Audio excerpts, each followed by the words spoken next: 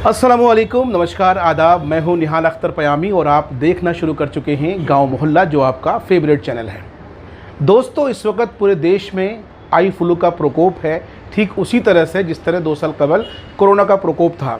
उस दौरान हमने देखा कि हर शख्स को मास्क पहनने की तंबीह की जा रही थी, और आज भी जब आई फ्लू है तो लोग अक्सर एक दूसरे को कहते हैं कि साहब आई कांटेक्ट मत करिए और काला चश्मा लगाइए, और भी बहुत सारे मिथ्स हैं जिसको करने की बात कही जाती है। इस वजह से आज हम डॉक्टर खालिद साहब के पास मौजूद हैं। दरअसल हम समझना चाहते हैं कि ये जो आई फ्लू है, इसके क्या वजूहात हैं, कारण क्या है, और इसके रोकथाम के बचाव क्या है, बचाव के लिए यानी रोकथाम इसका कैसे किया सकता है।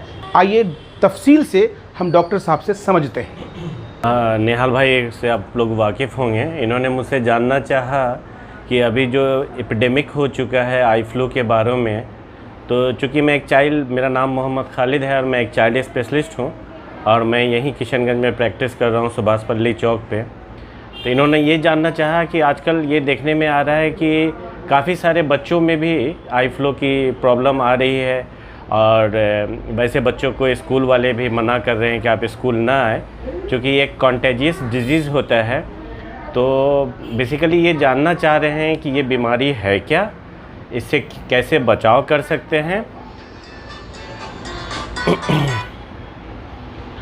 तो बेसिकली ये बीमारी कोई नई बीमारी नहीं है, इसको मेडिकल टर्म में हम लोग कंजक्टिवाइटिस भी बोलते हैं, और ये बीमारी के कई सारे कारण हैं, लेकिन इस बार चूँकि देखने में ये आ रहा है कि काफ़ी एपिडेमिक हो चुका है इस बीमारी का, तो लोगों के अंदर क्यूरियोसिटी बहुत ज़्यादा है, वो समझना चाहते हैं, और बहुत सारी मिथ भी हैं जो इस बीमारी से जुड़ी हुई हैं। तो बेसिकली ये जानना चाह रहे थे कि इन बीमारी कैसे होती है और इनका क्या बचाव है।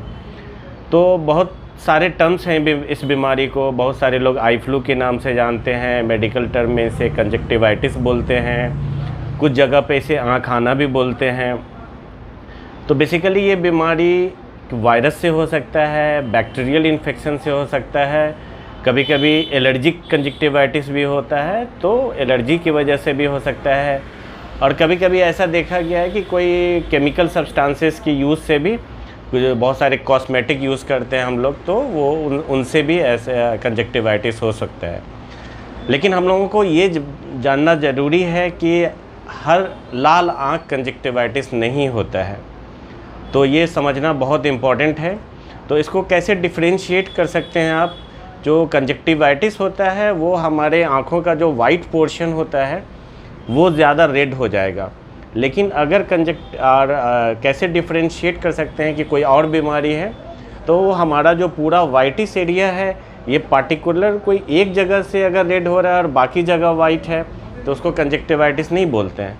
फिर हमको आँख के डॉक्टर के पास जाके ये क्लियर करना होगा कि ये कंजक्टिवाइटिस की वजह से हो रहा है या फिर कोई और बीमारी एसोसिएट कर रही है। पहली बात तो ये होगी। दूसरी बात जानने वाली ये है कि ये कंजक्टिवाइटिस जो हो रहा है, इसमें क्या क्या प्रॉब्लम हो सकते हैं। तो एक तो पेन हो सकता है कंजक्टिवाइटिस में, वाटरी डिस्चार्ज हो सकता है, कभी कभी सनलाइट में देखने पे प्रॉब्लम होती है, इसीलिए डॉक्टर्स आपको एडवाइस करते हैं कि आप सनग्लास का यूज़ कीजिए। एक बहुत बड़ा मिथ है ये कि भाई सनग्लास से ये बीमारी सनग्लास लगाने के बाद नहीं फैलेगी।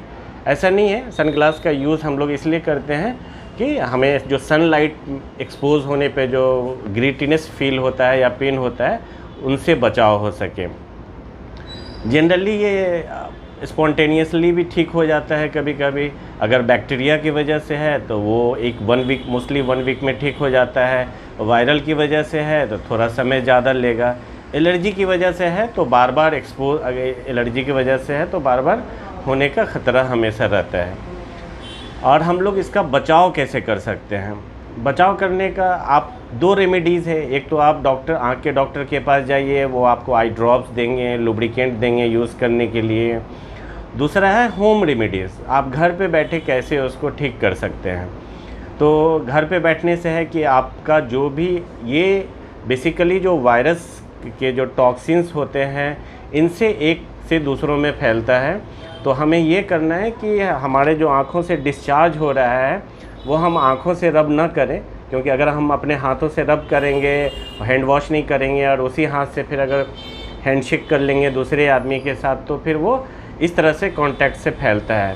तो हमें अपना टॉवेल, अपना हैंकी वो खुद का यूज़ करना है और अपने आप को आइसोलेट कर लेना है हफ्ते 10 दिन के लिए, ताकि हमारा जो पर्सनल बिलोंगिंग्स है वो कोई और लोग यूज़ ना करें।